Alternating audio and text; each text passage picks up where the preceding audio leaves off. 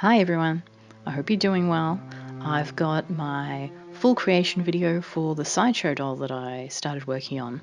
This doll is new from S-Doll, which is an offshoot of Sideshow Collectibles, and it's a new line of ball-jointed dolls that are loosely based on their Court of the Dead range. And Court of the Dead is a board game with 3 factions in it, so they came out with 3 different styles of ball-jointed dolls. There's Spirit, Bone and Flesh that you can choose from, and I decided to go with Bone. First of all, I'm sick, so this is why I don't sound very good. Second, I will leave a bunch of links to all this stuff down in the description, so if there's anything in this video that you're curious about, go and check the description because it's probably going to be linked down there. So I'm going to leave links to S-Doll, to Court of the Dead, to some of the materials I use, and all that kind of stuff.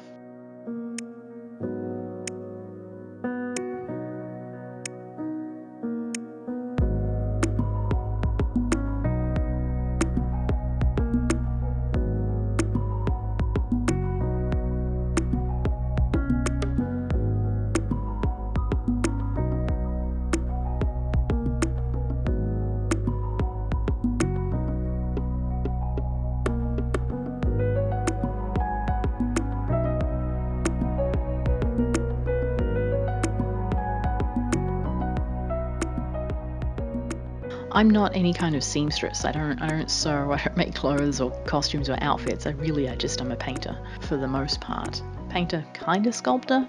I sculpt so I have stuff to paint on. So instead of making clothes, I decided to sculpt some armor onto her because I can't make any clothes. I don't sew. I'm using epoxy sculpt to do the sculpting, and that's a 2-part air drying modeling clay. So you mix part A with part B, and then you've got about 3 hours working time before it dries, and it dries absolutely rock hard, and then it's sandable, drillable, it glues things together. It's great stuff.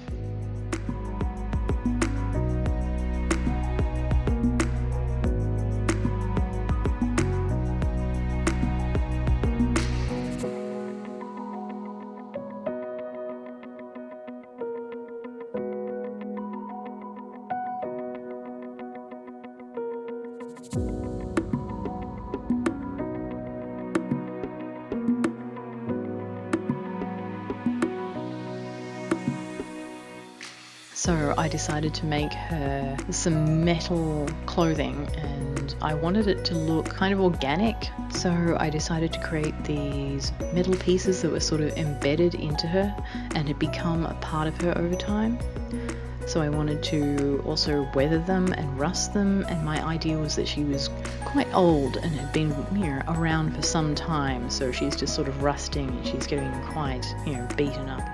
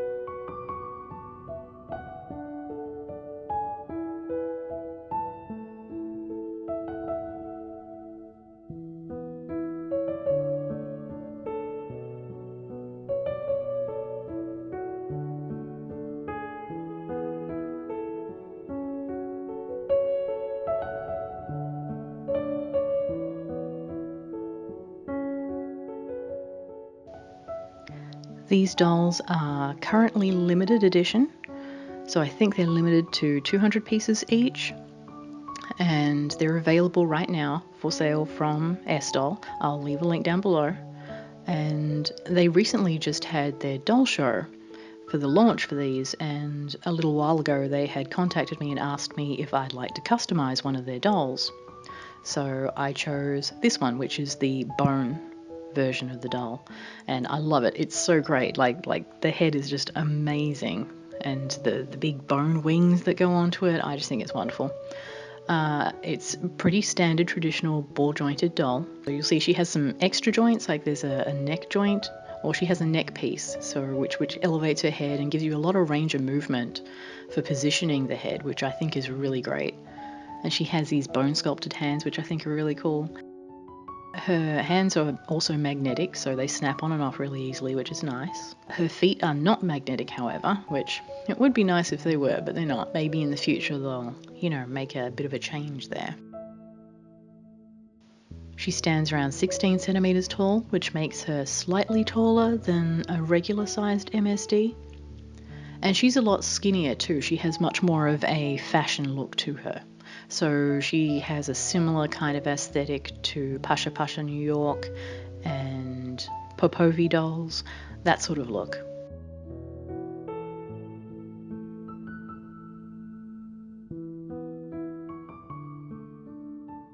Also, I should mention that this doll that I'm working on in the video is a prototype.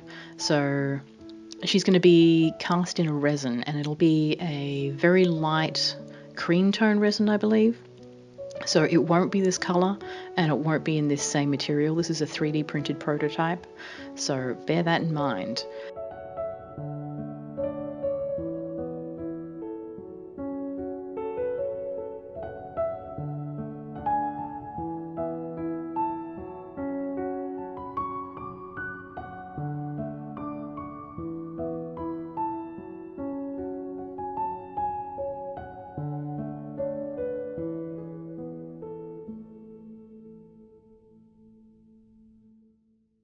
So for her feet, I decided instead of shoes that she would walk on nails.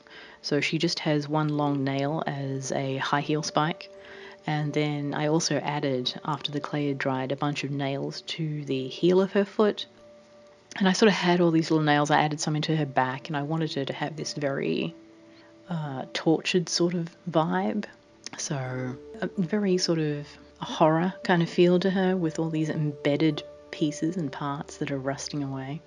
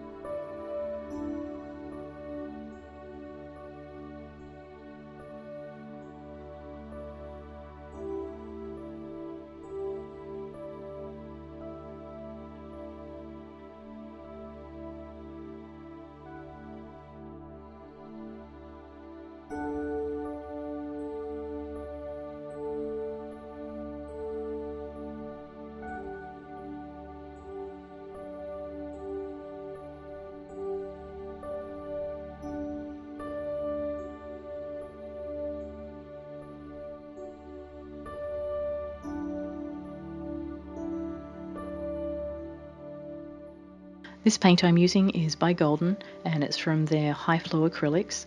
It comes out absolutely super black, very pigmented, and it flows really easily. Like it's probably my favorite black to use ever. I use it for eyeliner, I use it for anything that needs to be blacker than black, gets this. It does dry with a sort of shiny gloss finish to it, but you can hit it with a sealant afterwards to dull down that shine, which is typically what I do. Except this time, for this custom, I just left it shiny because I liked that sort of oil slickish kind of look that it had. I didn't really want it to be dulled down.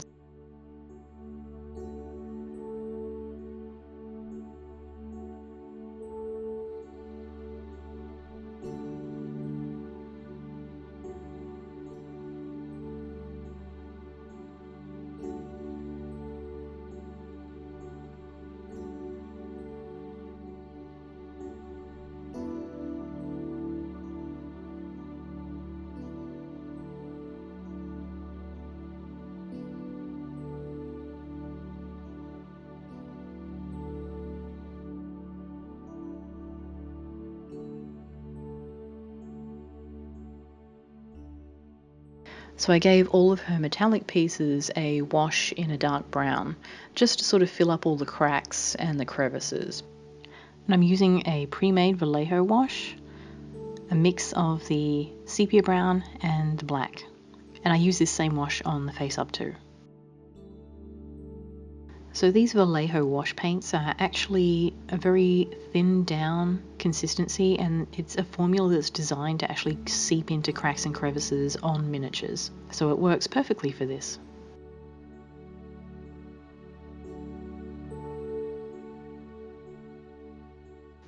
The brush that I'm using for this face up is the same tiny little brush I use in all of the videos, and it's a 00 liner brush, a detailing brush from La Cornell, and you can get it from really any art supply store. I'll leave a link in the description to the art store that I typically use. But I mean, any tiny small liner brush will work. It doesn't really matter what brand it is. So this took quite a long time to paint, just because she has so many little cracks and so many little details, and I really wanted to bring out the sculpt because they're there, they've been sculpted and they look amazing. So I really wanted to highlight all of the detail that had been put into this sculpt. So I definitely didn't want to go in and treat her like a regular skull and just sort of black out the eyes and black out the hollows in the jaw and that sort of thing, because I just felt that would be taking away from all of this wonderful design. This is my favorite part of the whole doll, is the head sculpt. It's just really awesome.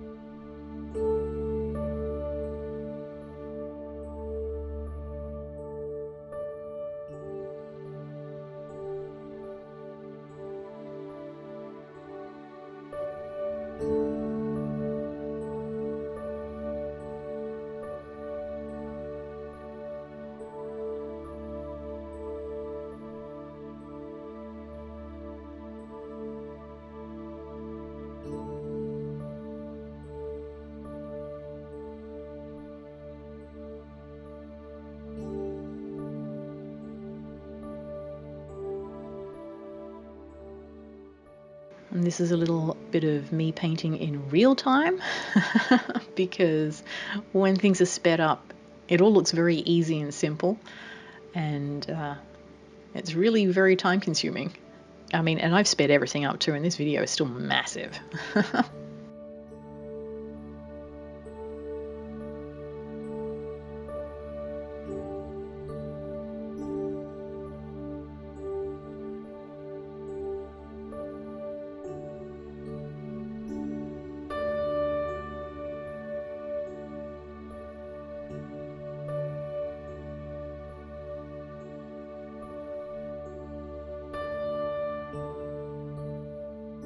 But then after doing all of the line work and details, I go in and I add the blushing and shading.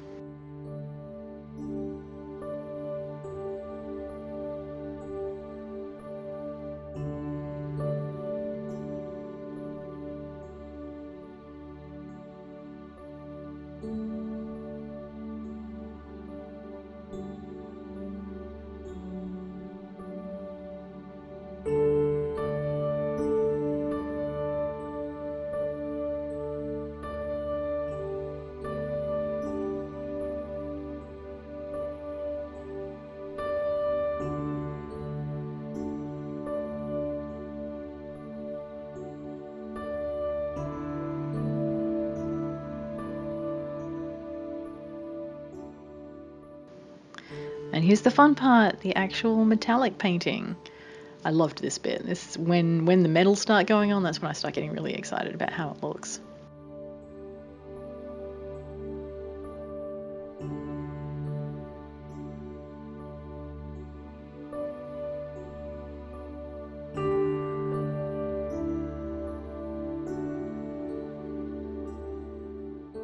So the paints I'm using for the metal are from Citadel. They're Warhammer paints for model miniatures and tabletop gaming, that sort of stuff. And I love their metal collections because they have such a great range of colours and finishes.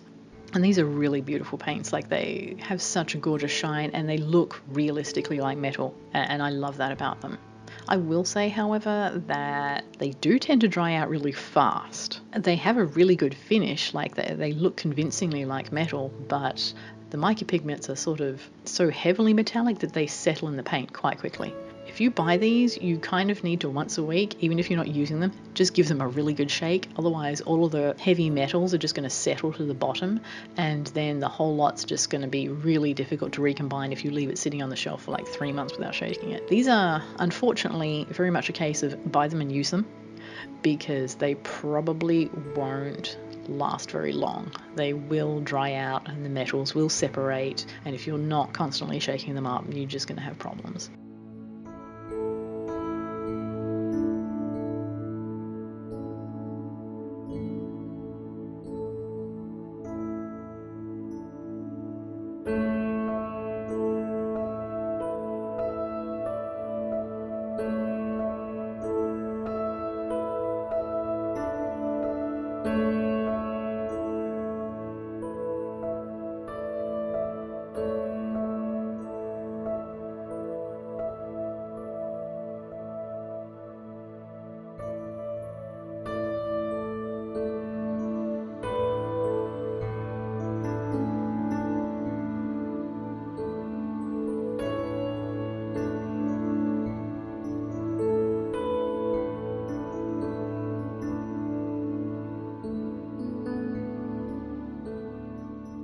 I added a silver dry brushing over the top of everything just to catch the edges, to give it a really worn look, because I wanted it to have this beaten, old, worn look. So maybe once upon a time she was fresh and golden, but now over the years she's rusted and she's been dinged up and scratched, and all her metal is worn and corroding.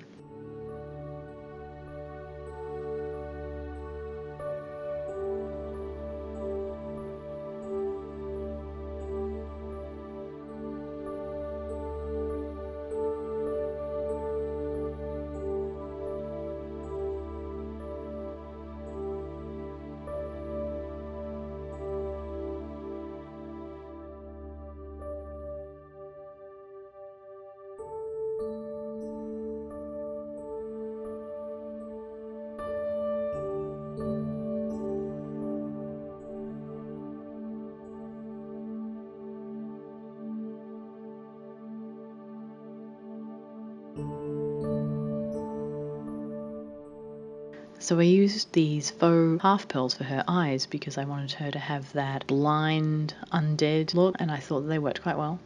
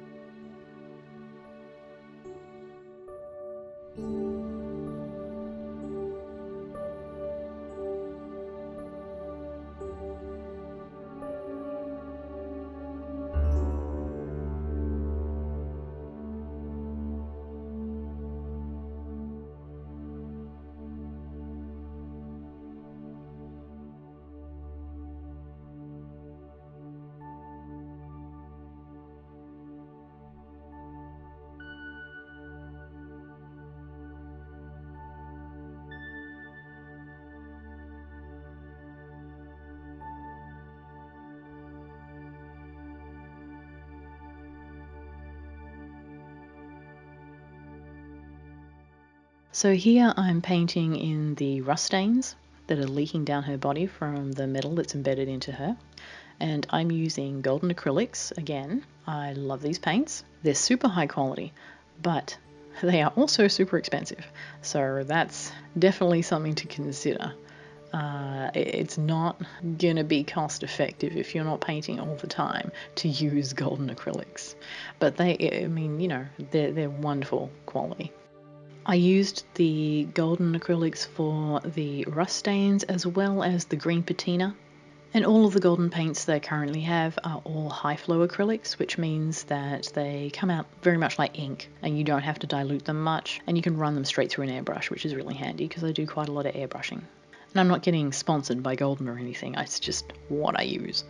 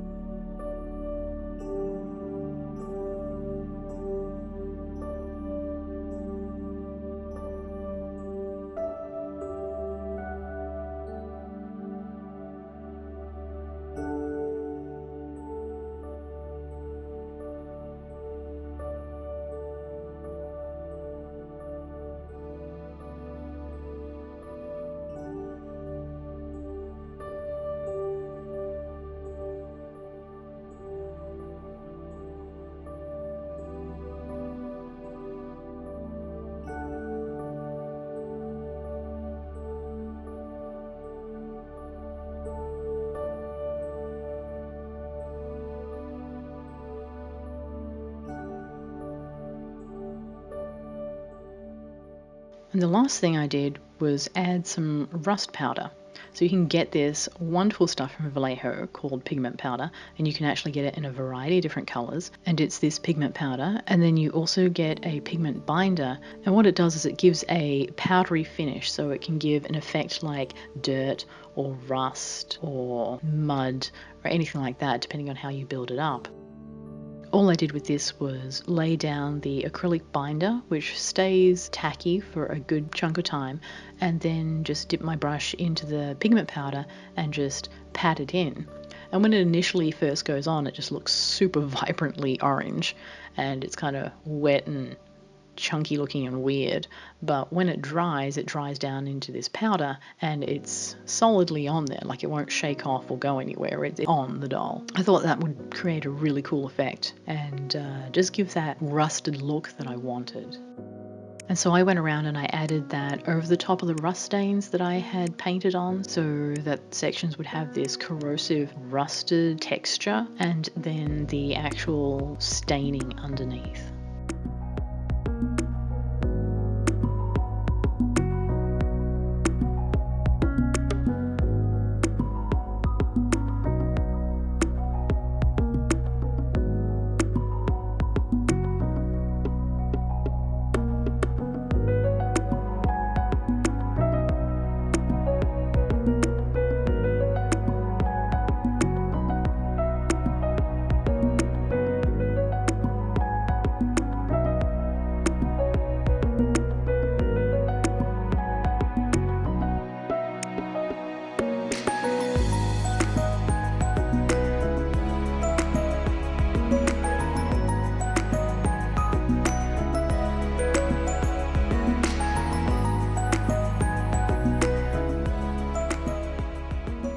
And the last thing I did for her was create this little bustle. So this is the only bit of sewing that I did. This is the maximum sewing skill that I have that you're seeing here. This is as fancy as I get. So I just had some lace trim which I sewed together, and then I made a small metal chain with the keys on it, and those were attached to little silver loops which just looped over the metal spikes that I had coming out of her hips. And she has this long train of torn chiffon coming off the back of her bustle. She was so much fun to make. I really enjoyed working on this doll, and I really love how she turned out.